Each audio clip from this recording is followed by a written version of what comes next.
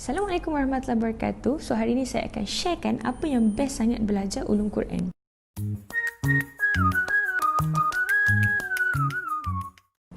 Okay, saya ingat lagi waktu awal-awal saya kena pergi daurah ulum Quran, kena prepare, kena baca buku. So ni one of the books yang saya baca. Dan juga kita baca mind map Arabic dan sebagainya tu. Saya macam drynya kan, kita kan dalam tarbiyah ni suka benda-benda basah lah apa benda tu kan. So kita rasa bila kita kena revisit benda-benda macam ni, kita rasa macam dry kan.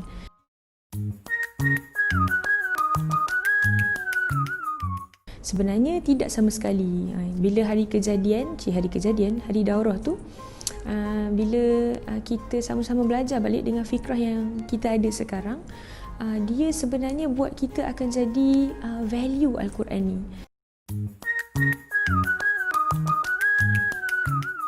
Kalau saya personally sangat amazed lah dengan sejarah pembukuan Quran tu sendiri.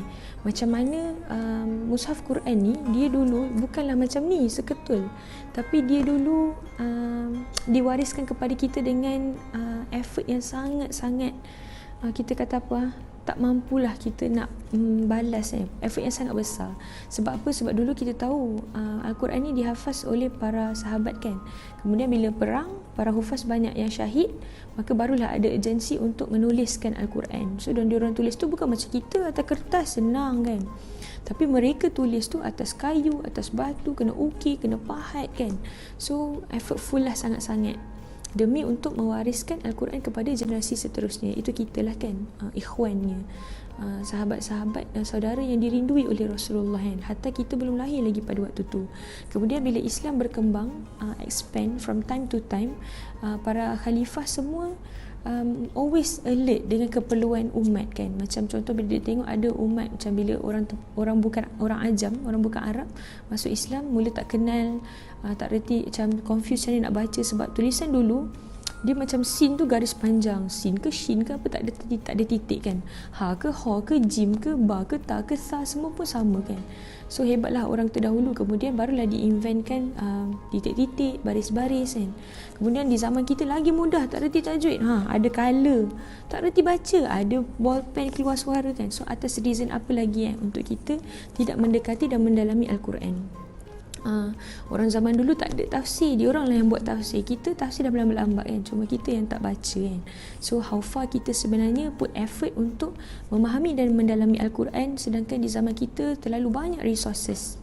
So itulah masalah kita, terlalu banyak resources, banyak pilihan, jadi tak buat langsung kan. Sepatutnya kita menggunakan semua opportunity yang ada tu untuk lebih memahami Al-Quran. Tambah-tambah kita kata kita pengemban dakwah, lagilah kena faham Al-Quran, nak embrace Al-Quran, nak amal Al-Quran, sebab kita nak gemakan Al-Quran.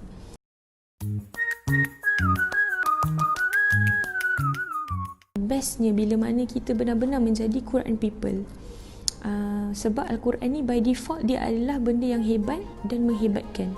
Apa-apa yang diasosiasikan dengan Al-Quran, dia pasti akan jadi hebat. Tengok saja Nabi Muhammad, antara banyak-banyak Nabi, kenapa Nabi yang paling mulia? Kerana Nabi dapat Al-Quran. Antara banyak-banyak malaikat yang mulia, kenapa Jibril paling mulia? Kerana Jibril membawa Al-Quran. Antara banyak-banyak bulan, kenapa Ramadan paling mulia? Kerana di dalamnya diturunkan Quran.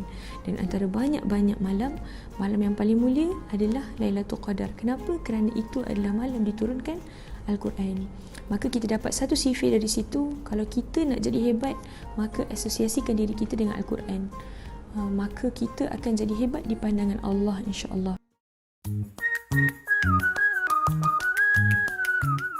Mari kita ambil inspirasi daripada umat terdahulu, benar-benar mendatangi ulum Quran ni kerana kita nak memahami tentang Al-Quran, ilmu tentang Quran, supaya kita akan lebih kita kata apa, appreciate dan izzah untuk menjadi Quran people dan menjadi orang yang melaungkan dan menggemakan Al-Quran. Seterusnya kita nak mendirikan Al-Quran dan merealitikan Quran dalam sistem kehidupan ni. Kita selalu panggil dia sebagai UA.